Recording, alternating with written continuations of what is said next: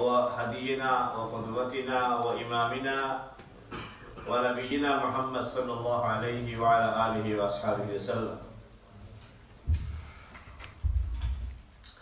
فأعوذ بالله من الشيطان الرجيم. بسم الله الرحمن الرحيم. ومن أحسن قولا ممن دعا إلى الله وعمل صالحا وقال إنني من المسلمين. ولا تستوي الحسنة ولا السيئة ادفع بالتي هي أحسن فإذا الذي بينك وبينه عداوة كأنه ولي حميم. সম্মানিত আজকের এই মহতি নাইট প্রোগ্রামের পরিচালক, ঘোষক এবং অন্যান্য দায়িত্বশীল নেতৃবৃন্দ, সম্মানিত মুসল্লিয়ান কেরাম, এই মসজিদের কর্তৃপক্ষ সহ দিনী ভাইয়েরা, আবারও সবাইকে সালামে মাসনুনা জানাচ্ছি। আসসালামু আলাইকুম ওয়া রাহমাতুল্লাহি ওয়া বারাকাতুহু। ওয়া আলাইকুম আসসালাম। সবাই ভালো আছেন? আলহামদুলিল্লাহ। এশার নামাজ শেষ করে স্থানীয় যারা বাড়িতে গিয়ে একটু খেয়ে দিয়ে রেস্ট করবেন, আপনাদের এই রেস্টের টাইমটা এখানে বাইরে দাওয়াত করে আটক করে দিয়েছে। তো এই একটি ভালো কাজের জন্য আপনাদেরকে আটকাইছে, এর জন্য সবাই পড়েন আলহামদুলিল্লাহ। বাসায় গেলে হয় টিভি একটু কিছুক্ষণ, এরপরে খাবার হইতে হইতে আর কিছু গল্প, তারপরে খাবার, তারপরে একটু আড্ডাই আর কি, ফোন টোন থেকে কিছু রিসিভ করা, কিছু করা, সব মিলাইয়া তারপরে ঘুমাইতে ঘুমাইতে 11টা। এই টাইমটা যে এখানে কমপক্ষে একটা ঘন্টার জন্য সবাই বরাদ্দ করেছেন, এই ঘন্টা খুব মূল্যবান ঘন্টা হয়ে যাবে ইনশাআল্লাহ। কি মূল্যবান হবে কয়েকটা কথা বলি, এরপরে আমার মূল আলোচনা যাব। প্রথম কথা হচ্ছে, আমরা মসজিদে আসছিলাম, আটক হয়ে গেছে, আর যেতে পারি নাই।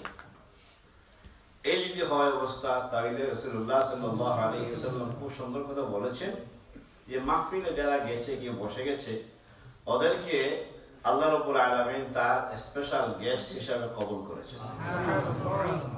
হাফাতহুমুল মালাইকা, ওদের সম্মানে আসমান থেকে একটা স্পেশাল গ্রুপ অফ এঞ্জেলস আল্লাহ অ্যাপয়েন্ট ফর ইউ পিপল। সুবহানাল্লাহ।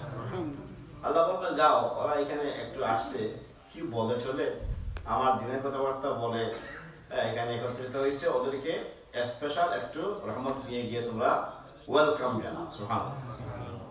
দ্বিতীয়ত হচ্ছে নাযালাত আলাইহিমুস সাকিনা, স্পেশাল রহমত আল্লাহর কাছ থেকে ওনারা নিয়ে আসবে একটা গ্রুপে, আর আরেকটা আল্লাহ রাব্বুল আলামিনের কাছ থেকে স্পেশাল একটা রহমত আসমান থেকে জমিন পর্যন্ত, এই জায়গা পর্যন্ত আনাগোনা করতে থাকবে। সুবহানাল্লাহ। নাযালাত আলাইহিমুস সাকিনা, এটার নাম হচ্ছে সাকিনা, যেটা আল্লাহর কাছ থেকে স্পেশাল নাজিল হবে, অবতীর্ণ হবে, যেটা এটার নাম দেওয়া হয়েছে সাকিনা। সাকিনা মানে হচ্ছে মানসিক প্রশান্তির একটা ব্যবস্থা আল্লাহ করে দিবেন। দেখা যাবে না, কিন্তু আপনি মনে মনে একটি শান্তি পেয়ে যাবেন। এমন শান্তি পাবেন, আপনার এই শান্তির ঠেলায় ঘরের টিভি, মোবাইল, হোয়াটসঅ্যাপ, খাবার সব ভুলে এখানে ঘুমে গেছে। এটা হচ্ছে স্পেশাল সাকিনা। হাফাতহুমুল মালাইকা ওয়া গাশিয়াতুহুর রাহমা, আরটা রয়ে গেছে যে একটা রহমতের একদল ফেরেশতাকে দিয়ে আল্লাহ রাব্বুল আলামিন তার রহমতের চাদর দিয়ে পাঠাবেন, যে এদের যারা বসছে এখানে সবাইকে বেষ্টন দিয়ে একেবারে ডেকে রাখবে। সুবহানাল্লাহ। তাইলে আল্লাহ তাআলার মেহমান হওয়ার মধ্যে বেশি বরকত আছে। কি বলেন? এটা একটু নিয়ত করা যাবে তো ইনশাআল্লাহ, যে আনটিল ফিনিশ ইনশাআল্লাহ we have two B here ইনশাআল্লাহ। ঠিক আছে ইনশাআল্লাহ। মুসল্লিরা যারা কেরাম যারা আছেন, ওনাদের মাঝ থেকে যারা অসুস্থ অথবা মুরব্বী, আপনাদেরকে আমরা এক্সকিউজ করবো, উঠে গেলে কোনো সমস্যা নাই ইনশাআল্লাহ। আপনারা যখন পারবেন না, আপনাদের খুব তকলিফ হয়ে যাবে, উঠে যাবে ইনশাআল্লাহ।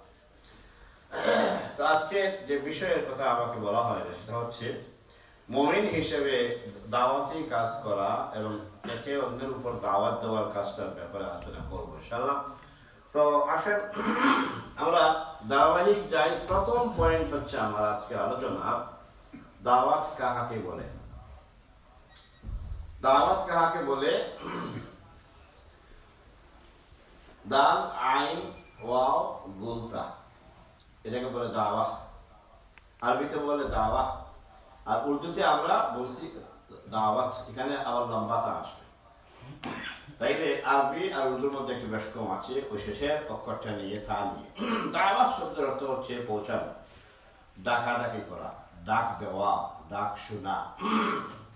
একজন ডাক দিল, আপনি শুনলেন, কেমন? এভাবে করে ডাক দেওয়ার নাম হচ্ছে দাওয়াত।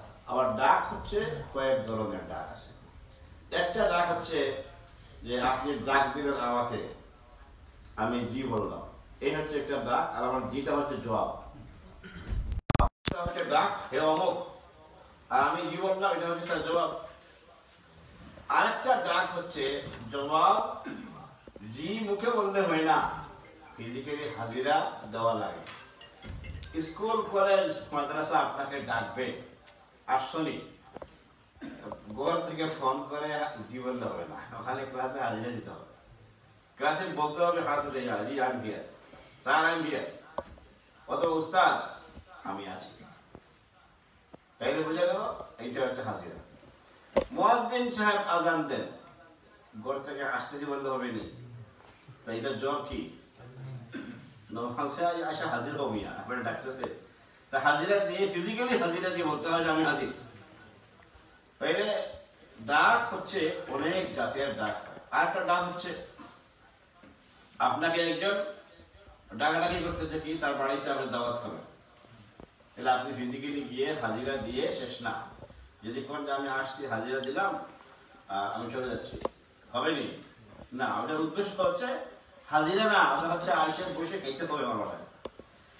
আজকের যেটা দাওয়াত দেওয়া হয়েছে আমাকে, সেটা হচ্ছে যে আপনি যাবেন, দাওয়াত দিলাম, গিয়ে কিছু কথাবার্তা বলবো। আমি যদি আমাকে সালাম করে আমি শেষ, আমি চলে যাচ্ছি, তাইলে আমার আজকের দাওয়াতের কাজটা করি। তাইলে দাওয়াত শব্দের অর্থ হচ্ছে ডাকাডাকি করা, মনে রাখবেন। আর যদি খাওয়া দাওয়ার প্রতি দাওয়াত দেওয়া হয়, সেইটার ভাষা হচ্ছে, সেইটার নাম হচ্ছে দিয়াফা। আরবিতে এটাও শব্দ আছে, কেমন? দিয়াফা অর্থ, দিয়াফা আবার হলো আরবি, এটাকে আবার আমরা উর্দুতে বলি জিয়াবত, আছে না?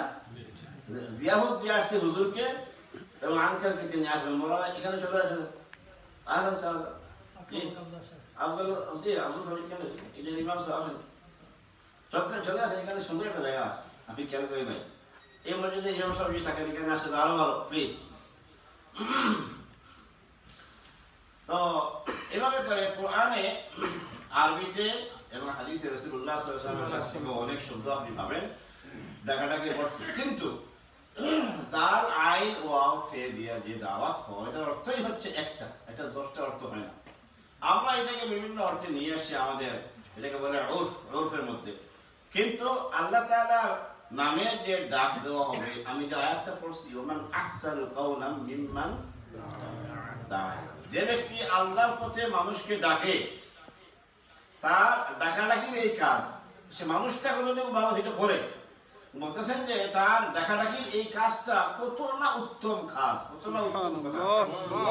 সে যে আওয়াজ দিবে, সে যে হোয়াটসঅ্যাপ দিবে, সে যে মাইকে বলবে, সে যেভাবেই হোক না কেন তার আওয়াজটা বিভিন্ন জায়গায় পৌঁছাবে। আল্লাহর পথের ডাকাডাকির কাজ করতে গিয়ে যত আওয়াজ দেয়, যত ওয়াজ করে এবং যত কথাবার্তা বলে, এইসব কথাবার্তা উপর কোনো কথাবার্তা হইতেই পারে না, সবচেয়ে উত্তম কথা হচ্ছে।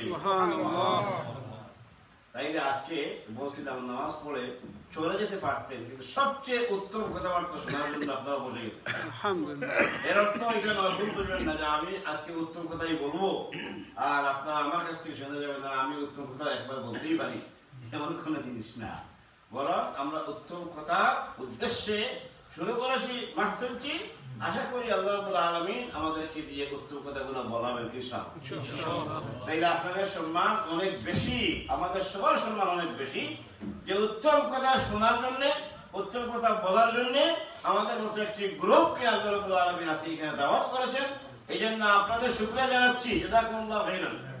আর আরো শুকরিয়া জানাচ্ছি মসজিদ কমিটি এবং ইমাম সাহেবদেরকে, যে তারা মেহরবানি করে আপনাদেরকে এখানে দিনী কথাবার্তা আলোচনা করা এবং অত্র এলাকাবাসীকে আপনারা একটা প্রোগ্রাম উপহার দেওয়ার ব্যবস্থা করেছেন, এই জন্য শুকরিয়া জানাচ্ছি।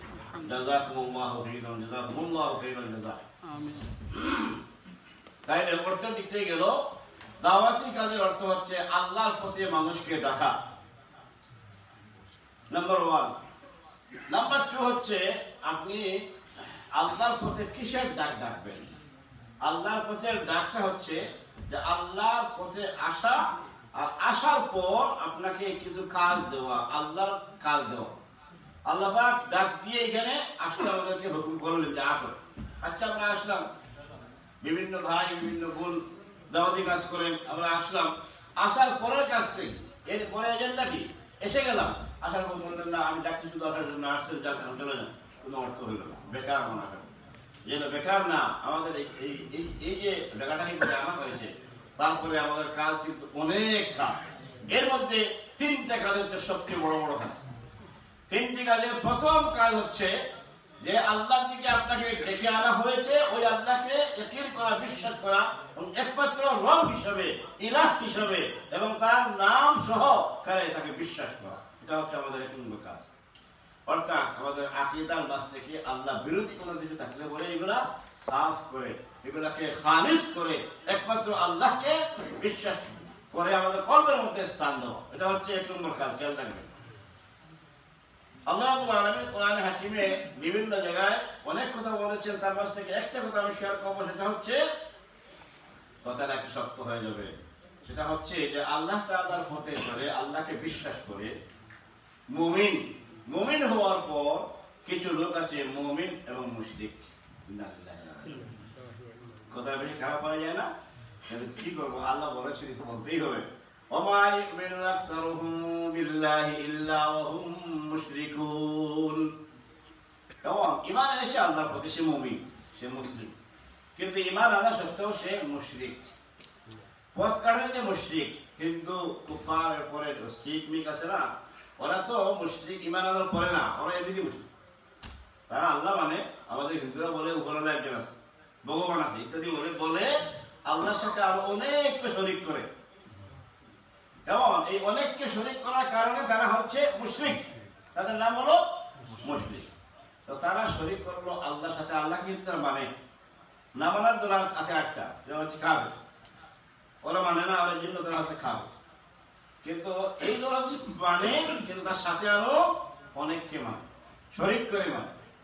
আচ্ছা, এখন যদি কোনো মুমিন মুসলমান সে ঈমান আনছে আল্লাহর প্রতি, রাসূলের প্রতি ঈমান আনছে, আখিরাতের প্রতি ঈমান আনছে, তারপরে যদি সে মাজারে গিয়ে গরু কুরবানি দেয়, জবাই করে, মুরগি দেয়, ডিম জবাই করে দিয়ে আসে, নাকি ডিম জবাই করা যায় না? হ্যাঁ, তো শাহজালালের নামে দিয়ে আসে একটা ডিম, যেন আল্লাহ একটা বাচ্চা দেয়, তাহলে কি হইলো? ঈমানদার কিন্তু সে ঈমানদার, কিন্তু এবার কি হয়েছে? শিরক করে মুশরিক হয়েছে। ঠিক আছে, তাবিজ বানায় দিছে। তার আকীদা হচ্ছে যে আমার না, তাকে একজন ইনভাইট করছে, তোমার এরকম হয়েছে, এটা করে নাই না, অনেক কিছু করছে, তুমি জানো না, অমুক থেকে যাও, অমুক মাজার থেকে বা কি বলে মুকাম, সে মুকাম থেকে তাবিজ দেয় 5 লাখ আনলে লাগিয়ে দিয়ে হয়েছে। এই যে হয়েছে, এটা যে খবর পাইছে, খবর করে দিছে, তো গিয়ে তার পয়সা লাগে আর যা লাগে, কি বলে এটা আরজি মারজি লাগে নাকি চিন্নি হোক আর যে যাই নাম দেন না এখন, দিয়ে নিয়ে আসছে। দেখেন ইমানটা কিভাবে করে বিক্রি করছে, যে ওইটা লাগাই দিলেই হয়ে যাবে। এটা হইতে পারে একটা জ্বর, হইতে পারে একটা কাগজ, হইতে পারে যে কোনো কর্ম হোক। এখন এটা আনছে, তা বিশ্বাস করছে ওই ব্যক্তির কথায়, আল্লাহর কথায় বিশ্বাস হয় নাই। আল্লাহর কাছে শেখার জন্য চাও। নবী ইব্রাহিম শিক্ষা দিয়েছেন, ওয়া ইযা মারিদতু ফাহুয়া ইয়াশফিন। রবের পরিচয় দিচ্ছেন যে আমার রবের যত পরিচয়ের মধ্যে একটা সুন্দর পরিচয় হলো, আমি যখন অসুস্থ হই, আল্লাহু আকবার, তখন ফাহুয়া ইয়াশফিনি, আমাকে তিনি শিফা দান করেন। সুবহানাল্লাহ। নবী ইব্রাহিমের সেই আকীদা আমাদের নাই রাখে। এজন্য বলছি যে ঈমানদার আছে বটে, এজন্য মাজারে যায়, কোনো কাফির তো যাবে না মাজারে।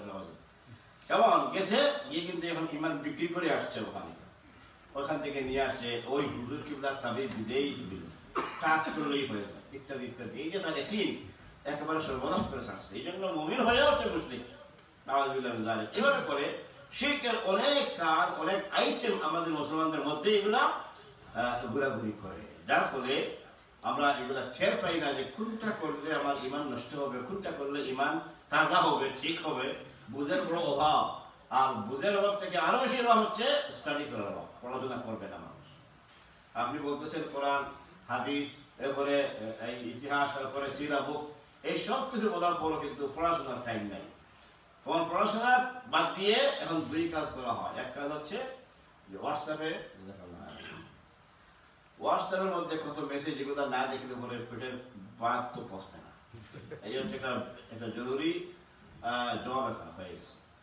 আর এরপরে হচ্ছে ফেসবুক থাকলে তার হয়েছে, ফেসবুক হয়ে গেলে আর কিচ্ছু লাগবে না। কেমন এখন কোরআন পড়লে, আচ্ছা বলেন তো দেখি, এক প্রসঙ্গে এসে গেছে, কোরআনের একটা পাতায় অনুমান করেন, একটা পাতার মধ্যে একটা পেজ, দুই সাইডে এক পাতা হওয়ার কোরআন বাদ দিলাম আমি দুই সাইডে, এক সাইডে এক পাতার এক সাইডে কতটা হরফ হইতে পারে দিকে একটা আন্দাজ করে।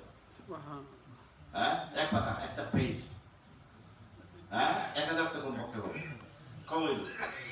আচ্ছা 1000টা হরফে, এক হরফে কয় লিখে কোরআন? এটা তো কোন দাম আছে? আল্লাহ বলেছেন, নবী বলেছেন সাল্লাল্লাহু আলাইহি ওয়াসাল্লাম, ঠিক আছে তো? 10 থেকে যদি হয় থাকে, ইমাম নবী সাল্লাল্লাহু আলাইহি ওয়াসাল্লাম একটা ব্যাখ্যা দিয়ে বলেছেন যে লা আকুলু আলিফ লাম মিম হারফুন বাল আলিফুন হারফুন লাম মিম হারফুন ওয়া মিমুন হারফুন, আলাদা আলাদা করে উম্মতকে বুঝিয়ে দিয়েছে যে আলিফ লাম এক হরফ না, আলিফ লাম মিম, আলিফ এক, এরপরে লাম এক, মিম এক, তিনটা হরফ, তিনটা হরফে 30 মিনিট। এত সুন্দর করে রাসূলুল্লাহ সাল্লাল্লাহু আলাইহি ওয়াসাল্লাম বুঝিয়ে দিয়েছেন উম্মতকে। তারপরে যদি একটি নির্বাহ হয় কিছু করার নাই। এখন আসেন, যদি 1000 হরফ হয় তাহলে এক পেজ পড়তে কতক্ষণ টাইম লাগে দিকে বলেন? বলেন 2 মিনিট, 5 মিনিট, যা 10 মিনিট বলছে 2 মিনিট, ঠিক আছে 2 মিনিট আমি দিয়ে দেব। 5 মিনিট একটু রোজা পড়তে পারেন তাদের জন্য, আর 10 মিনিট হলো একেবারে বুথা পড়তে পারা যায় আমাদের জন্য। আমি সব দিলাম ধরে 10 মিনিট লাগবে না। 10 মিনিটে আপনি কত সওয়াব পাইছেন দিন বলেন? 10,000 সুবহানাল্লাহ। হ্যাঁ আল্লাহ, 10,000 সওয়াব, সুবহানাল্লাহ, 10,000 সওয়াব হয়ে গেছে আপনার। আচ্ছা বলেন, সিনসিয়ারলি বলেন, আপনার আমার কি সওয়াবের দরকার নাই? আল্লাহু আকবার, অবশ্যই মহা দরকার, বিশাল দরকার, নাকি একটু একটু দরকার? বিশাল দরকার রে ভাই। আচ্ছা এই 10টা মিনিট আপনি 10টা মেসেজ দেখছেন আপনার হোয়াটসঅ্যাপে, আপনি কিটা সওয়াব পেয়েছেন দিন বলেন? কোন গরিব কে লাগে হোয়াটসঅ্যাপে মেসেজ পড়লেই সব, দেখলে রিওয়ার্ড, আর না দেখলে গুনাহ কবিরা। কোন কথা দেন আমার একটা, হ্যাঁ বলে খুব এসেনশিয়াল, হ্যাঁ এসেনশিয়াল, খুব জরুরি, কিন্তু ওখানে একটু কম দেন না টাইম, আর কোরআনের পেজে টাইম দেন না একটু বেশি। তা আপনি আমি চালাক হওয়া দরকার, একটু চালাক মানুষ হওয়া দরকার, চালাক মুমিন হওয়া দরকার, যেন টাইমটার ব্যাপারে যখন জিজ্ঞেস করা হবে, যেহেতু লা তাজালু কদামা ইবনে আদম আন খামসিন, রাসূলুল্লাহ বলেছেন 5টি প্রশ্নের আনসার না দিয়ে উম্মত পার যেতে পারবে না, সেটি কোন ইনসান পার যেতে। আল্লাহু আকবার, ইনসান সাবধান হওয়া দরকার যে পা হিলানো যাবে না, যে 5টি প্রশ্নের আনসার না দিয়ে সেগুলো কি আমি তো প্রশ্ন নিচ্ছি নাকি আমি ইয়ার্কি মারতেছি ইসলামের সাথে, টাইমের সাথে ইয়ার্কি মারতেছি। যে সময়টা আপনি দেন হোয়াটসঅ্যাপ, যে সময়টা আপনি দেন ফেসবুকে, এটা যে আপনার হায়াত থেকে খুলতেছে, এটা খেয়াল আছে? হ্যাঁ, সোশ্যাল মিডিয়া খুবই উপকারী, আল্লাহ খুবই ক্ষতিকর। যদি আপনি ভালো জিনিস দেখেন তাও আলহামদুলিল্লাহ, একটা শ্লোক শুনছেন, তেলাওয়াত শুনছেন, মাশাআল্লাহ ভালো কথা, কিন্তু এই ভালো জিনিসের উসিলা যখন ডুববেন কেমন, আর যদি বের হওয়ার অভ্যাস না থাকে, 5 মিনিট পর বের হওয়ার, 10 মিনিট পর বের হওয়ার অভ্যাস যদি না থাকে, না করেন, তাহলে আপনি তো ডুবে যাবেন। ওখানে এমন সিস্টেম আছে, লিঙ্কের পরে লিঙ্ক, লিঙ্কের পরে লিঙ্ক, কই থেকে কই নিবে আপনারে, আপনার কোনো হিসাব থাকবে না, বেহিসাব। পরে দেখবে রাত্রে একটা হয়ে গেছে, কই 11টা ঢুকছিলেন, তাও 2 ঘন্টা গেছে, কোনো খবর নেই। বিষয়টা অপ্রাসঙ্গিক হইল, এসে গেছে, এই জন্য একটু বলতেছি। আজকালকে এই সোশ্যাল মিডিয়ার যন্ত্রণায় অনেক ফ্যামিলি অশান্তির মধ্যে ডুবে যাচ্ছে। স্বামী আসছে সারাদিনে বাড়িতে, ওয়াইফের টাইম নাই দেওয়া, বলে I am busy with my laptop, with my smartphone, মাশাআল্লাহ বিজি। অথবা ওয়াইফ একটু বেড়ে গেছে রেডিমেডি হয়ে, এখন তো স্বামী সাহেব নাই, কি কই I am coming, busy, you sleep. এভাবে করতে করতে একটা মহিলা কতদিন পর্যন্ত অপেক্ষা করবে বলেন? কতক্ষণ? এক রাত না হয় সে সবর করলো, সেকেন্ড রাত অপেক্ষা করলো, 3 নম্বর রাত রাগ করবে, 4র্থ নম্বর রাত কি করবে? শয়তান তাকে বাঁকা করে রাখবে, যদি স্বামী আসো টাইম দিবে না, এভাবে করে করে করে করে মানসিক দূরত্ব, শারীরিক দূরত্ব, মানসিক দূরত্ব, এরপরে বিহার দূরত্ব এরপরে বিচার, আর যদি থার্ড পার্টি এলাকার পাইয়া যায় বিচারে তাহলে আর যদি কোনো রকম নিজের আপন লোকদের মধ্যে তাহলে একটি বস্তু দিয়ে সবাইকে মোটামুটি ছবি টবি করে দিয়ে শেষ করে দিব, মোটামুটি ঠিকবে। আর যদি সুপ্রিম কোর্টে কেউ নাগাল পায় মামা দাদা, এবার পাইছি একটু মুরব্বীরও চান্স পাইছি, বলবে মেয়েকে সাথে বেটাকে ঠিক কর, ঠিক নয় কি বলেন?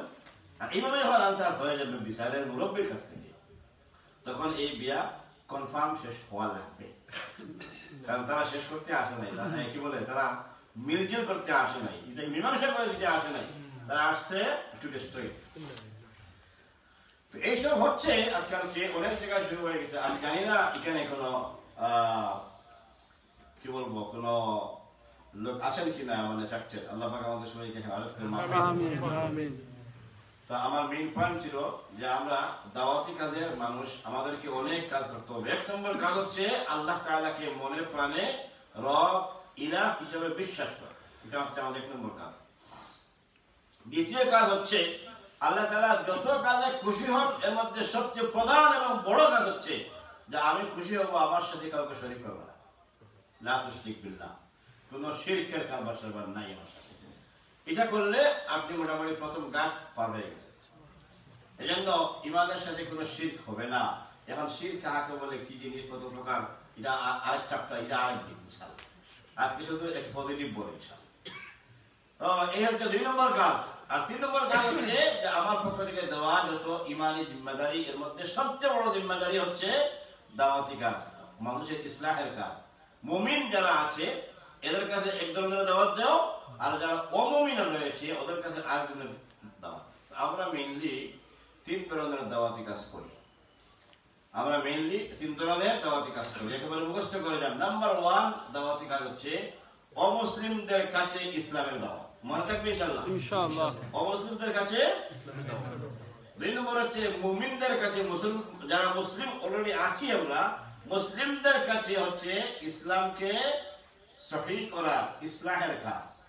যে আপনার মধ্যে ইসলাম আছে ভাই, আপনি মুমিন, আমি মুসলমান, আসেন না একটু নামাজটা পড়ি, চলে নামাজ পড়ে না, রোজা রাখে না, না হয় রোজা রাখে নামাজ পড়ে আবার সিগারেট খায়, আবার সিগারেট খায় না, আরো ভালো মানুষ মাশাআল্লাহ মদ বিক্রি করে, নামাজ পড়ে রোজাও রাখে, ভালো মানুষ কিন্তু মদ বিক্রি করে, এলে হারামের সাথে আছে না, না হয় স্ত্রীকে পিঠায়, মানে একটা 2টা 3টা মোটামুটি খারাপ টিপের খুব বড় ধরনের তার সাথে আছে। তো এখন এইসব কাজ যারা করবে ওরা মুমিন ঠিকই, মুসলিম ঠিকই, কিন্তু এদের অপরাধের কারণে তারা সব ডুবাই। এর মাঝ থেকে সবচেয়ে বড় যে কাজ সেটা হচ্ছে যে আল্লাহ তাআলাকে বিশ্বাস করার পর আপনি নিজে ভালো হয়ে চলবেন এবং এই ভালো কথাগুলো অন্যকে সংশোধন করতে আপনি বলবেন। ঠিক আছে, এটার নাম হচ্ছে ইসলাহের কাজ। যা আপনি জানেন আপনার একটা ভাই বিনামাজি, আপনার একটা বোনের জামাই মদ বিক্রি করে, আপনার একটা চাচাতো ভাই, একটা খালাতো ভাই, তালাতো ভাই, কাজিন ব্রাদার, সে জিনা করে, আপনি জানেন সে জিনার মধ্যে একেবারে মুক্ত হয়ে আছে। আপনি তাকে তার এই কাজ থেকে ফিরানোর খবর, সে আছে ব্যস্ত, ওই খবর পাওয়ার পর আপনার দায়িত্ব আছে কি নাই? অনেকে মনে করে it is his business, it's not my business, এইভাবে করে তার ঈমানকে নিজে কাট করে ফেলে। তার উপর দায়িত্ব দেওয়া হয়েছে যে তুমি তাকে ইসলাহ করো। সুবহানাল্লাহ। এই 3টি কাজ। 1 নম্বর হচ্ছে আল্লাহ তাআলাকে ইলাহ এবং রব হিসাবে বিশ্বাস করা, মানা, মেনে চলা। 2 নম্বর হচ্ছে শিরক না করা, কোন অবস্থায় শিরকের সাথে জড়িত না থাকা। আর 3 নম্বরটা কি বলছিলাম? দাওয়াতি কাজ করা। দাওয়াতি কাজটা আবার 3 ধরনের। 1 নম্বর বলছি অমুসলিমের কাছে ইসলামের দাওয়াত দেওয়া, এটা আবার 3টা আইটেম আছে, পরে বলবো। 2 নম্বর হচ্ছে মুসলমানদের কাছে ইসলাহের দাওয়াত, তাকে কারেকশন করার দাওয়াত। আপনার স্ত্রী একসাথে থাকেন, একসাথে ঘুমান, খান, কিন্তু সে বিচারই বেনামাজি, আপনি নামাজ পড়েন, এর অর্থ এটা নয় আপনি আজকে গিয়ে অনেক পিঠা দিন, নামাজ পড়তে হবে, না পড়লে 10 বেদ, আগামীকালকে যে বাক নাই, এইভাবে সামরিক আয়োজনই করবেন না, বলেন একটু বেসামরিক আয়োজন চাইছে, একটু বস্তু দিয়ে নিয়ে যান, বোঝান। যাক, একটা এক্সাম্পল দিচ্ছি। এভাবে করে যারা মুসলমান আছে, আপনার এই বলছি একটু আগে, চাচাতো ভাই, মদ বিক্রি করে, খারাপের সাথে আসে, ড্রাগের সাথে ইনভলভ, আপনি তাকে ডেকে আনেন না, একদিন আসেন বলে ভাইয়ের সাথে খাই, খাওয়া দাওয়া চলন আকারে আনেন, এনে একসাথে খান, আর তাকে একটু বুঝাইয়া বলে যে দেখো বাচ্চা খাইছো হালাল, কত মজা না, তো এরপরে তোমাকে আমি ডেজার্ট খাওয়াবো, এটাও খাওয়াই বলেন, এরপরে একটা আতর তার উপহার দেন, দিয়ে বলেন যে আচ্ছা তুমি যেটা খাওয়া সময় এর খুব দুর্গন্ধ হয়, তুমি এটা বাদ দেওয়ার জন্য তোমাকে একটা আতর দিলাম, আমার বস থেকে ওগুলো থেকে আমি আনছি তোমাকে দেওয়ার জন্য, একটা পজিটিভ কাম হবে না বলেন? কিন্তু আপনি এই কাজ করেন না, এটা আপনার হইল না, নষ্ট হয়ে গেছে, কথা হয়ে যাচ্ছে, সবসময় তাকে আপনি ঘৃণা করেন, রাখা যেহেতু আপনার পাশে আসবে না, তা আপনি তাকে আনেন, এনে ছেলে তাকে নিজের সাথে খাওয়া দাওয়া করেন, একসাথে একটু আড্ডা মারেন, একসাথে তাকে ভাই হিসেবে আপন হিসেবে তাকে আপনি রিকগনাইজ করেন, এবারে একটা আতর দেন, আমি একটা জন্ম দিলাম। এইভাবে যদি আমরা মায়া মহব্বত করতাম ওদেরকে, এইটা আমাদের কমিউনিটি এত নষ্ট হতো না। কিন্তু আমাদের ইসলাহের কাজটা আমরা করছি না, বরং ইসলাহের জায়গায় আমরা নিজেরা ফরজগারি দেখাই আর অন্যকে ঘৃণা করি, এটা হচ্ছে আমাদের অ্যাটিটিউড, অনেক মুসলমানদের অ্যাটিটিউড। এই জন্য এই তিনটি কাজ বললাম যে মুসলমানদের কাছে ইসলামের দাওয়াত দেওয়া, ইসলাম করার জন্য। আর আরেকটা কাজ কি? আরেকটা কাজ হচ্ছে আমাদের যুবকদের কাছে দ্বীনের কথা বলতে হবে। তিন তরিকায় বলা। প্রথম তরিকা হচ্ছে প্রত্যেক বাবা, চাচা, দাদা, নানা আপনার নিজস্ব ভাষায় যেভাবে করে আপনি তাকে আদর করেন, যে ভাষায়, এই ভাষা, তাদের ভাষা ইংলিশ, কিন্তু আপনারও একটা দাম তার কাছে আছে, আপনাকে দাদাজি বলে, নানাজান বলে, সম্মানের সাথে আপনাকে ডাকে, তাইলে আপনিও তাকে সম্মান করে আপনার ভাষায় তাকে আস্তে আস্তে করে ইসলামের কথা শিখান। এটা আপনি কইবেন যে আমার তো সে বেটা ভাষা বুঝবে না, আপনার সব বুঝে, আপনারা সে বেটা ডাকে, দাদাও ডাকে, কেমন আপনার সব গল্প গুজব সে মোটামুটি টুকটাক বুঝে।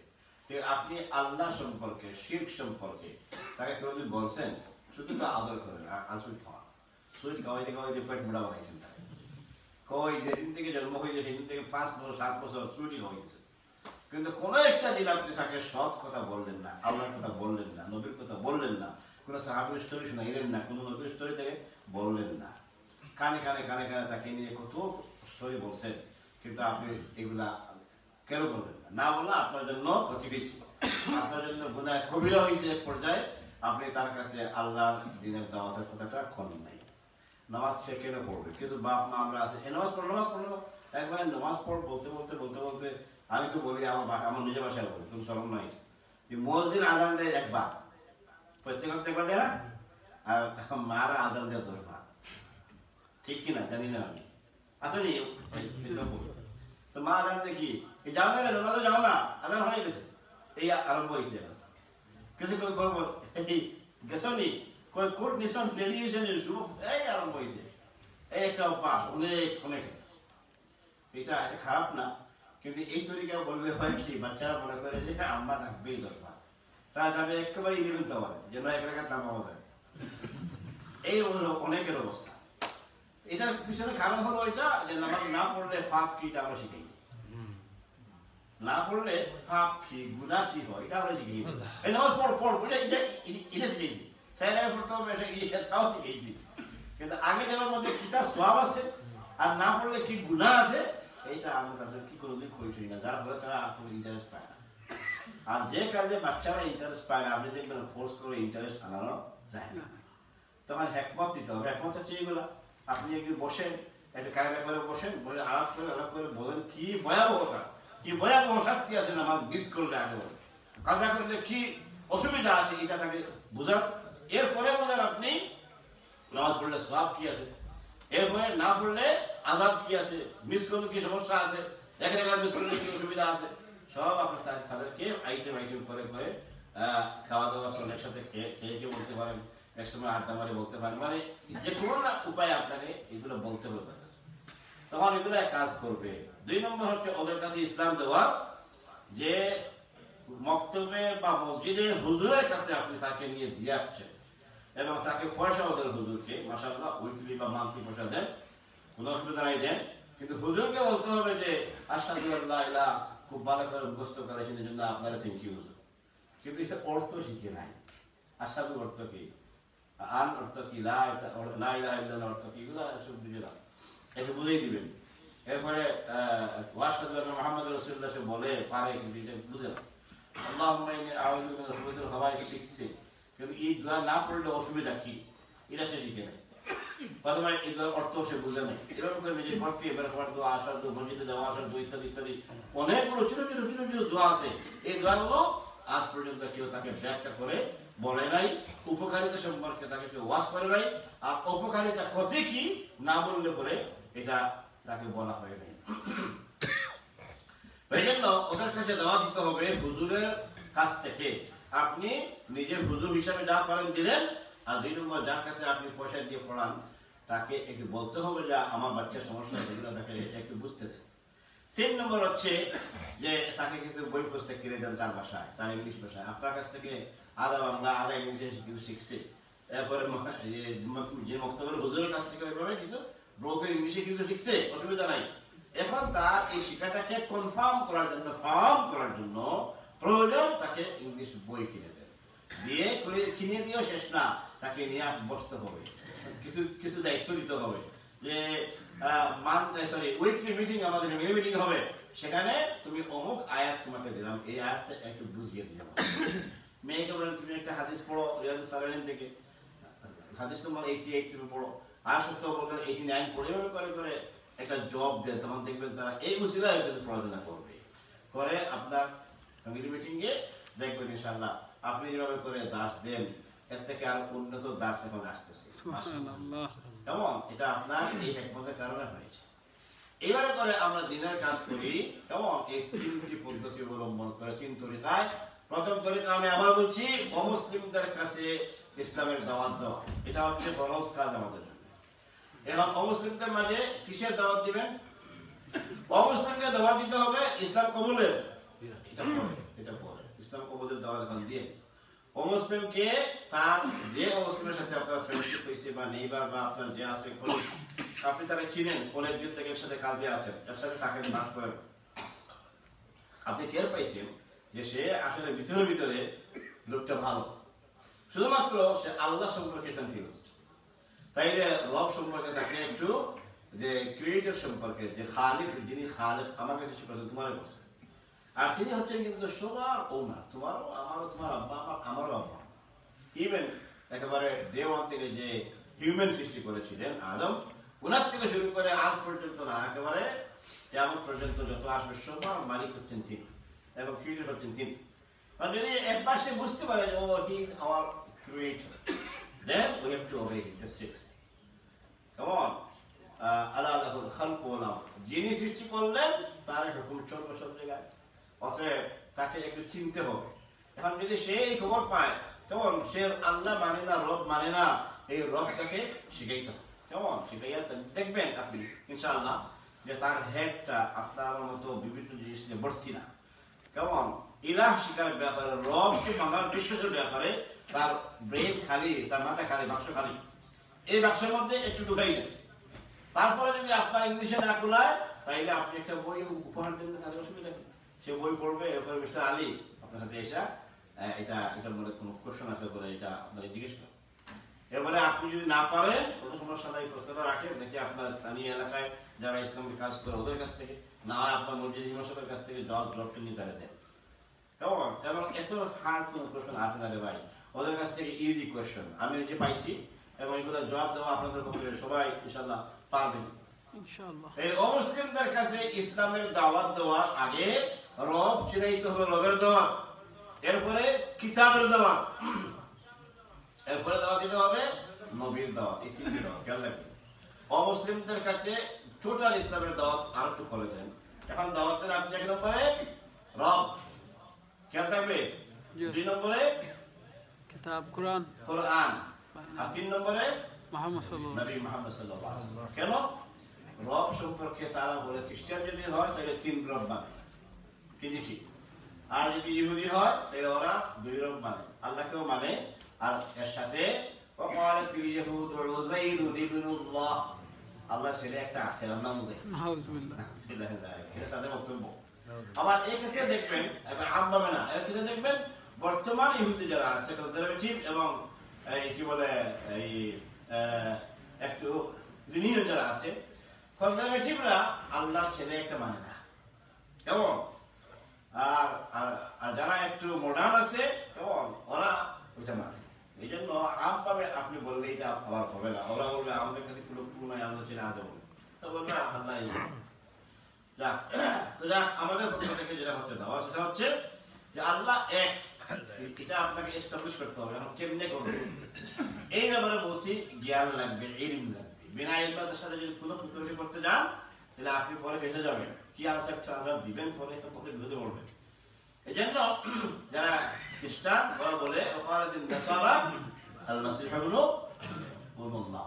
খ্রিস্টানরা বলে আল্লাহর ছেলে একটা আছে। আবার দেখবেন সকল খ্রিস্টান কিন্তু পাইকারি হারে বলে না এটা, কিছু খ্রিস্টান আছে তারা এগুলোতে নাই, আর আরো কিছু খ্রিস্টান আছে ইহুদি আছে তারা নো রিলিজিয়ান, এমনি নামে খ্রিস্টান, বর্ন ইন খ্রিস্টান ফ্যামিলি অর জুস ফ্যামিলি, কিন্তু ওদের মধ্যে এইসব নাই, ওরা সব নষ্ট করছে। এই জন্য তারা এখন মানে গড নাই, এই কৃষ্ণ একেবারে এই কৃষ্ণ হয়ে গেছে, কিচ্ছু তার বুঝে নাই।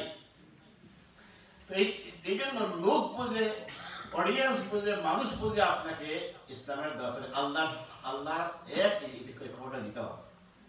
আর আল্লাহ এক এটা বলার ক্ষেত্রে সবচেয়ে বড় যুক্তি হচ্ছে আপনার কাছে যেটা আপনাদের ইলম আছে, আপনারা জানেন, সূরা আল-ইখলাস মুখস্থ আছে, কিন্তু অর্থটা হয়তো অনেকে ঠিক মতো জানেন না। সেটা হচ্ছে সূরা আল-ইখলাস।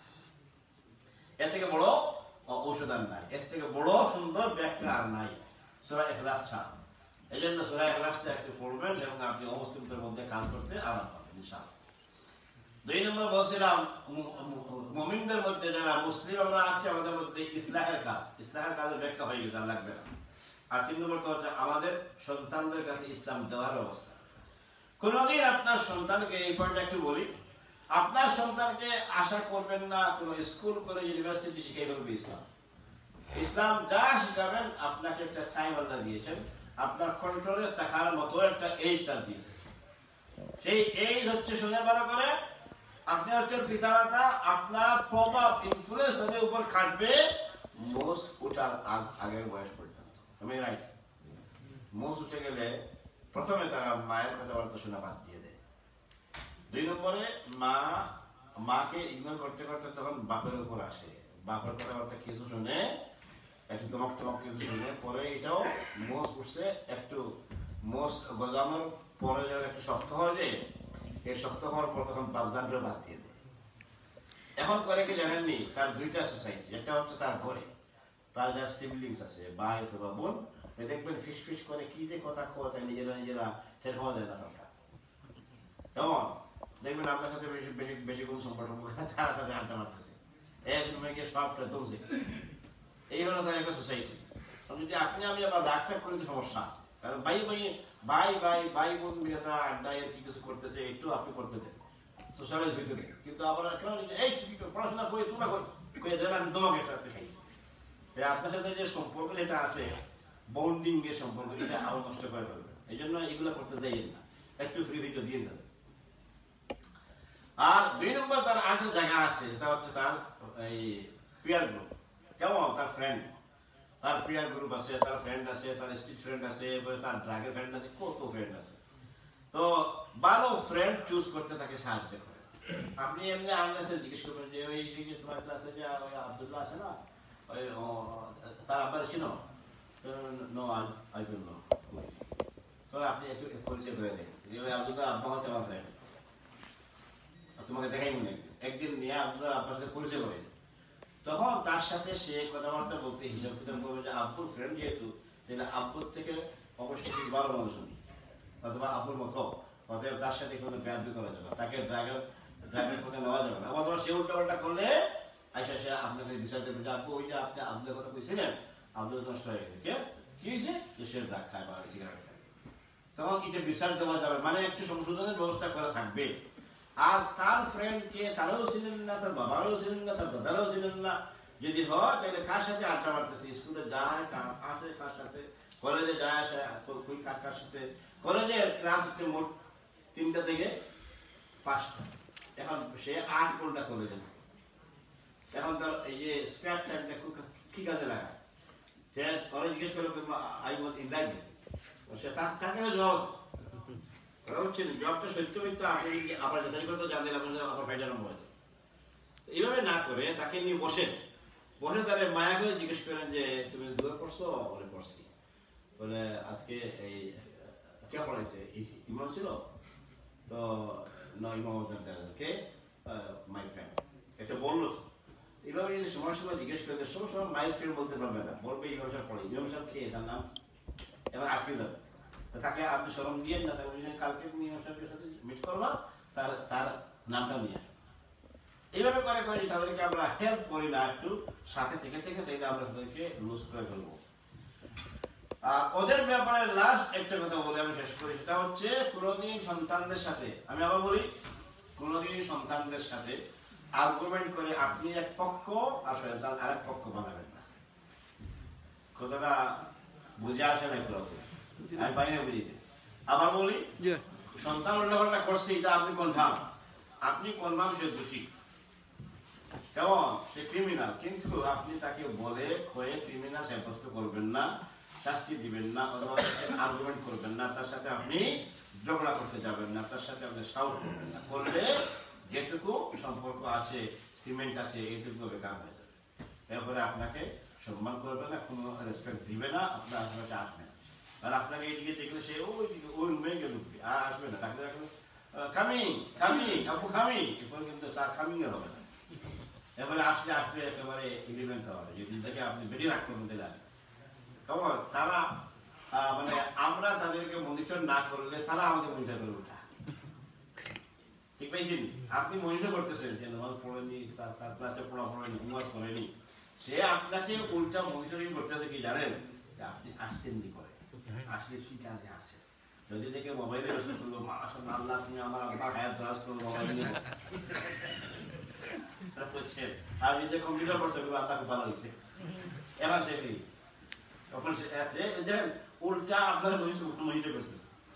এই হয়ে গেছে আজকালকার অবস্থা। এই জন্য আমরা যেন জ্ঞান দরবার করে ওদেরকে আমাদের কাছ থেকে না সরাই দিই, প্লিজ খেয়াল রাখবেন। গেল, এবারে আমরা আসি আমাদের মেইন পয়েন্টে, এবার বুঝে আসি। দাওয়াত দিব কাদেরকে? অডিয়েন্স বললাম। এখন কিসের দাওয়াত দিব? তা আমি মোটামুটি আংশিক উল্লেখ করে শেষ করেছি যে 1 নম্বর দাওয়াত দেব আল্লাহকে শিরক মুক্ত অবস্থায় আল্লাহকে মানা এবং তাকে ইলাহ হিসেবে মানা এবং রব হিসেবে মানা। আচ্ছা দেখি আমি একটু জিজ্ঞেস করি, আপনারা কি বেজার হবেন না? আমি ওপেন রাখি মাসআলাটা, কোশ্চেনটা ওপেন। রব হিসাবে আল্লাহকে মানার অর্থ কি? কে বলবেন? একটু হেল্প করে আমাকে দেখি।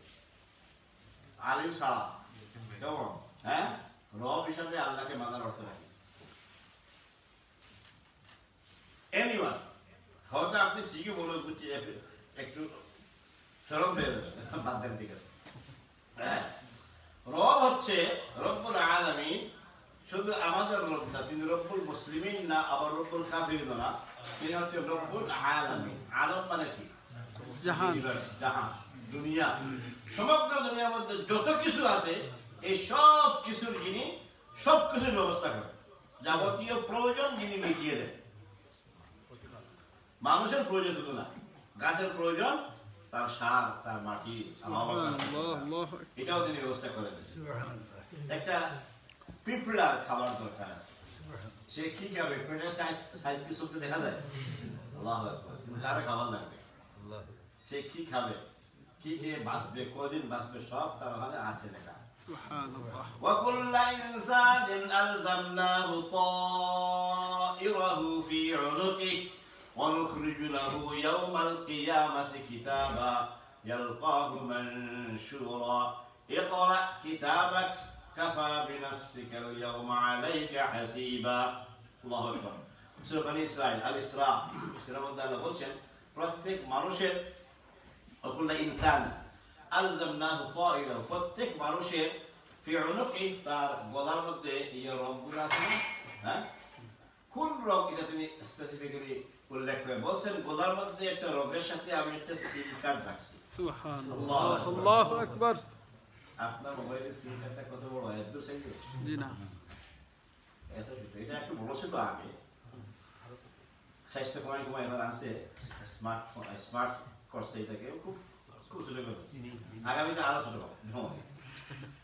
যদি ইনসান তার বড় একটা সিম কার্ড থেকে ছোট ছোট করতে করতে এই পর্যন্ত নোট বরাবর নিয়ে আসছে এখন বা আরো ছোট হবে, তাহলে আল্লাহর সিম কার্ড কোথায় রাখছেন এটা খুঁজে পাওয়া যাবে? সুবহানাল্লাহ, আল্লাহু আকবার। ডক্টররা অপারেশন করে গোদাম সবগুলো রোগ চেক করে পায় না কোথায় রাখছে। আল্লাহু আকবার। মানে সিমিলার ওয়ে যে আল্লাহ বলছেন তিনি কল্প দিয়েছেন, কেমন আল্লাহু আকবার, কল্প দিয়েছেন, কল্পটা কোথায় কোন জায়গায় রাখছেন কোনো খবর নাই, কেউ পায় নাই। অপারেশন করে করে ডাক্তার সার্জনরা হয়রান যে কল্প কোথায় রাখে, বাই করতে হবে। কারণ রাসূল সাল্লাল্লাহু আলাইহি ওয়াসাল্লাম ঠিকানা বলে দিয়েছেন, আলা ইন্না ফিল জাসাদে মুদগাতান, যে একটা টুকরা আছে বুঝতে, এইটা কত বুঝতো তারা চেক করতে কোথাও পায় নাই, এটা গেল কই? এই জন্য ইভেন রোড খুঁজে পায় না। Medical science failure to find out যে জান কোথায় থাকে, জান প্রাণটা থাকে কোথায়, কোন দিকে বের হয়ে যায়, দূরেও তারা খুঁজে পায় না। মেডিকেল সায়েন্স অ্যাপোলজি দিছে এখন পর্যন্ত। এই মাত্র কয়েকদিন আগে আমরা এনার্জিতে একটা মিটিং ছিল, সকল এক্সপার্ট নিয়ে, কেমন ডাক্তার আসছিল বোধ হয় 8-9 জন, এগুলো ইয়ে ডাক্তার না, একেবারে স্পেশালিস্ট, কেমন। এরপরে ইমাম ছিলাম বোধ হয় আমরা আরো 8-9 জন, তারপরে জুইশ কমিউনিটি ছিল কিছু, খ্রিস্টিয়ান এক্সপার্ট ছিল, এইসব এক্সপার্ট একসাথে মিলে, মানে আপনারা হাসবেন শুনলে কেন আমরা মিটিং করছি, কেমন মিটিং 2-3 ঘন্টা করছি, করে ঠিক করতে পারি নাই, পরে মানে অলমোস্ট বেকার এবং ব্যর্থ হয়ে মিটিং থেকে উঠছি। বিষয় শুনবেন, বিষয় হচ্ছে যে ডেথ নিয়ে, ডেথ কাকে বলে, মরা কাকে বলে, মৌত কাকে, কেমন মরে কোন সময়, ক্লিনিক্যালি ডেথ কোনটা আর রিয়েল ডেথ কোনটা, দম কোন সময় যায় এবং যাওয়াটা ফাইনালাইজ হয় কোন সময়, বাপ রে বাপ। এখন এগুলো নিয়ে মানে বিভিন্ন আশেপাশে সাথে জড়িত আছে, হসপিটাল থেকে তারা আসছে, এদের হলো দুঃখ যে আমরা যখন এই লাইফ সাপোর্ট মেশিন লাগাই তখন পার্টি আসে, ছেলে আসে, মেরে আসে, খুলতে না, এটা তো খুলবা না, ওরা বলে যে অলরেডি ডেট তোমার না, এখন যদি আমরা না খুলি তুমি কোনো পিতে পারবা না, এসে বলতে আমার আব্বা এখন তো ঢাকা হাঁটে দেয়, আবার বলতে ক্লিনিক্যালি অলরেডি ডেট। তো এই যে ফাইট, এই ফাইটের কারণে কনফার্ম করতে পারি না, এই জন্য 2 সপ্তাহ পর্যন্ত আমাদের মেশিন লাগিয়ে রাখতে বাধ্য, এতে করে এনএইচএস এর বিশাল ক্ষতি হয়। 1 ঘন্টা কত খরচ হয় সেই হিসাব তারা দিছে, দিয়ে বলছে যে যতদিন রাখবো অত বিশাল বিশাল ক্ষতি। হসপিটাল থেকে তারা আসছে ক্ষতি থেকে যদি বাঁচতে ইমামরা একটু হেল্প করে, আর যদি ইমামরা একটু কই দেয় যে হ্যাঁ তার মুখটা এগুলো খুলে ফেলবা, কিছুই। আর ওই মেন গ্রুপ আসছে যে ডেথ থাক বলে, এটা ইমামদের কাছ থেকে শিখতে হবে। যাক, তো শেষ পর্যন্ত তা আমরা আমাদের যে যা কিছু বুঝি শরীরে যা ছিল সব বললাম, সব ইমামরা, কিন্তু শেষ পর্যন্ত দেখা গেল যে ওদের যে ওই ক্লিনিক্যাল ডেট আর রিয়েল ডেট এটা নিয়ে তারা শেষ পর্যন্ত এটা কোনো ব্যাখ্যা দিতে পারেনি। কেমন বলছে যে ডেট হয়ে যায় আগে, কিন্তু তার পাঁচটা ইত্যাদি চেক করে আমাদেরকে পরে বলতে হবে, কত পরে, তাহলে ডেট কাকে বলে, তাহলে আগে বললো না পরে বললো, নাকি চেক করার পরে বললো, না চেক করার আগে বলতে বললো, বিশাল সমস্যা। যাক, এটা শেয়ার করলাম আমাদের সাথে। এইভাবে করে অনেক জিনিস আজ পর্যন্ত সায়েন্স জবাব দিতে একেবারে চরম ব্যর্থ, কিন্তু আল্লাহ সুবহানাহু ওয়া তাআলা আমাদেরকে সহজ তরিকায় অনেক কিছুই মাশাআল্লাহ শিক্ষা দিয়েছে। আল্লাহুম্মা সাল্লি আলা মুহাম্মাদ ওয়া আলা আলিহি ওয়া সাল্লাম। ইনশাআল্লাহ, জাযাকাল্লাহু খাইরান। এখন চলেন আমরা আমাদের মেইন পয়েন্টে চলি।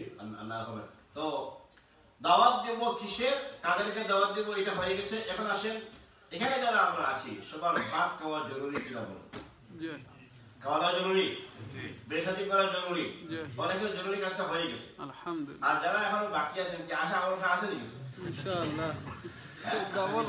আশা করে বসে থাকেন, কিন্তু একটা কাজ করবেন যে হারামে যাবেন না, কেমন যেটা যে হচ্ছে না বলে আফসোস করবেন না, হারামে যাবেন না, ইয়াকিন রাখবেন যে যেহেতু আমারে আল্লাহ সৃষ্টি করে আজকে আমার 22-25 হয়ে গেছে, আমার জন্য একটা বউ আল্লাহ আজকে রাতে তৈরি করবে, আর তার বয়স হবে 2 আর আমার হবে 27, বিয়ে হবে না?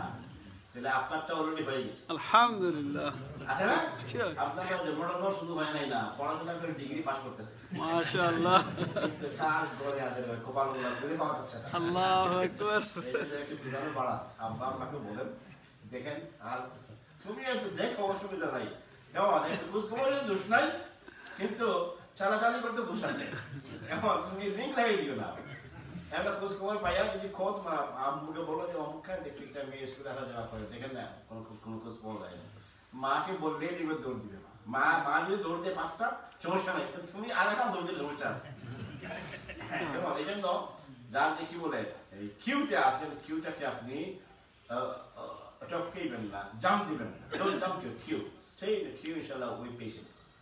আল্লাহ উইল ইনশাআল্লাহ give you the clue, Allah will help you ইনশাআল্লাহ। আমিন। তাই চলেন যে আমাদের বিয়ের দরকার, খাওয়ার দরকার, এই দরকারি কাজগুলো যিনি ব্যবস্থা করে দেন, সব ব্যবস্থা খাওয়া থেকে লাগা একেবারে শ্বাস প্রশ্বাস নেওয়া থেকে কি বলে অক্সিজেন থেকে শুরু করে যত কিছু প্রয়োজন, একটা চলতেছেন, এটা যে গাছ দিবে আবার গাছ থেকে আবার আমরা পাবো, এই যে আদান প্রদান লেনদেন এইগুলো হচ্ছে, এই সব কিছু অ্যারেঞ্জমেন্ট যিনি করেন তার নাম আল্লাহ। আল্লাহ যিনি সব ব্যবস্থাপনার ব্যবস্থাপক, তিনি হচ্ছেন রব। ইলাহকে আপনি বললেন লা ইলাহা ইল্লাল্লাহ মুহাম্মাদুর রাসূলুল্লাহ, কি বুঝলেন? লা ইলাহা এই উর্দু পড়ছেন ছোটবেলা, নেই है कोई रब, नहीं है कोई इलाह, नहीं है कोई माबूद अल्लाह का, क्या से नहीं जरा जरा मुरब्बी, नहीं है कोई माबूद अल्लाह का, माबूद की ওইটা বসে কি নাই, ইলাহ কি শিখেন? ইলাহ হিসাবে আল্লাহকে কবুল করা, রব হিসাবে আপনি কবুল করলেন যে আমার মায়ের পেটে আসার আরো আগ থেকে, ইভেন আরো বরজখ থেকে শুরু করে আমাকে যিনি লোকাফটা করে করে করে করে আনলেন, মায়ের পেট পার করে এই দুনিয়া এখানে রাখবেন, এরপরে আবার তিনি আর জায়গায়, ওখান থেকে আবার আমার আখেরাতে উঠতে হবে, ওখানে বিচার টিচার হবে, তারপরে ফেসলা হবে, এই সব কিছু অ্যারেঞ্জমেন্ট যিনি করেন তার নাম রব। এটা তো আগে আর ভুল হবে না। দ্বিতীয়টা হচ্ছে যে যিনি আমাকে দুনিয়ায় আসার পর অনলি দুনিয়ার টাইমটা, মায়ের পেটটা তার আগো না, এবং আবার ইন্তেকালের পরটাও না, আখিরাতটাও, শুধুমাত্র এই দুনিয়ায় আমি কার নিয়ম কানুন মেনে চলবো, কার আইন মানবো, এক্ষেত্রে আল্লাহর আইন ছাড়া অন্য কারো আইন মানা আমার জন্য জায়েজ নাই। এই জন্য আপনি বললেন লা ইলাহা, আইন দাতা হিসেবে কাউকে মানি না। দেখেন এটাকে আগে অস্বীকার করতে হবে, বলবেন লা ইলাহা নাই, কোনো আইন দাতা মানি না, কোনো আইন দাতা, কোনো বিধান দাতা, কোনো আইন ঘোষণাকারী কিচ্ছু মানি না, ইল্লাল্লাহ, বরং আল্লাহটা মানি। মানি না আগে বলা লাগে, ওমান ইয়াকফুর বিত-তাগুতি ওয়া ইউমিন বিল্লাহ, তাগুতকে অস্বীকার করতে হবে। তাগুত হচ্ছে যে আল্লাহর আইন দেওয়া আছে যেখানে, ওখানে আল্লাহর আইন থেকে সরাইয়ে নিজে আইন একটা তৈরি করে আপনাকে মানতে বাধ্য করে, কেমন? এর নাম হচ্ছে তাগুত। সীমালঙ্ঘন করে আল্লাহ আইনকে উঠে যায়, আল্লাহকে তার চেয়ার থেকে সরাই দিয়া সে চেয়ারে বসে যায়, অথবা এমন আইন বানায় যে আইন দিয়ে আল্লাহকে বিতাড়িত করে সে চেয়ার দখল করে, এর নাম হচ্ছে তাগুত। এই জন্য আল্লাহ বলছেন মাই ইয়াকুলু তাগুত, যে ব্যক্তি তাগুতকে আগে অস্বীকার করবে, বলবে আমি কাউকে মানি না, আর পরে গিয়ে বলবে ওয়ায়ুমিন বিল্লাহ, আল্লাহকে বিশ্বাস করবে, সে হচ্ছে রিয়েল মুমিন। আমরা কয়জন আল্লাহকে মানি না, এই কথা বিশেষ আমাদের আছে। একটা এক্সাম্পল দিয়ে দিই ইনশাআল্লাহ। গাড়ি ড্রাইভ করি সবাই, না আমার টাইম শেষ আসলে। গাড়ি ড্রাইভ করার সময় রেড লাইট আসলে বলে কি করতে হয়, ড্রাইভ করতে হয় কিনা?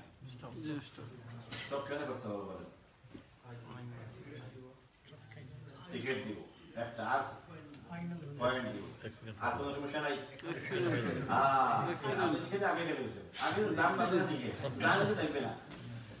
হ্যাঁ, আপনার যান, গাড়ি যান, আরো যার সাথে জুস মারছেন তার যান, তার গাড়ি, এবং 1 জন হবে না 10 জন হবে, প্যাসেঞ্জার, কোনো খবর নেই। এই যে আপনি রিস্ক, একটা বিশাল ধরনের একটা গলত করলেন, সমস্যা আপনি নিজে করলেন, আপনি মাত্র একটা রাইট ব্যাক মারছি, এটা কি সেখান থেকে হিসাব করে, এরপরে কোর্ট কাছারি পরে পয়েন্ট গুলো পরে, তো ভাই একটা সরকারের একটা রুল রেগুলেশনের মাঝ থেকে একটা ছোট্ট রুল হচ্ছে ড্রাইভিং রুল। এখান থেকে আপনি ছোট্ট একটা রেড লাইট মারছেন, এই জন্য আপনার উপর এটাও সমস্যা। ফাইন, আল্লাহ যে রেড লাইট আপনি এভরিডে মারেন, আল্লাহ বলছে তুমি ঈমান আনছো ঠিক আছে, আমার হুকুম মানো, লা ইলাহা বলছো পড়ছো, আমার কথা মানো। কি কথা মানো? আল্লাহ বলছে সব খাও, খাওয়ার ব্যাপারটা ওপেন করে রাখছে, সকল আইটেম একেবারে ওপেন, ইল্লা পর্ক, খাইও না। আচ্ছা, খাওয়ার ক্ষেত্রে একটা বললাম, সব পান করে, সব ড্রিঙ্ক ফিজিক্স সব হালাল, ইল্লা খাবার। মদ খাইও না, মদ বিক্রি করো না, মদের খাবার করবা, হালাল সব ওপেন। আর হালালের লিস্ট খুব ছোট ছোট লিস্ট, কেমন?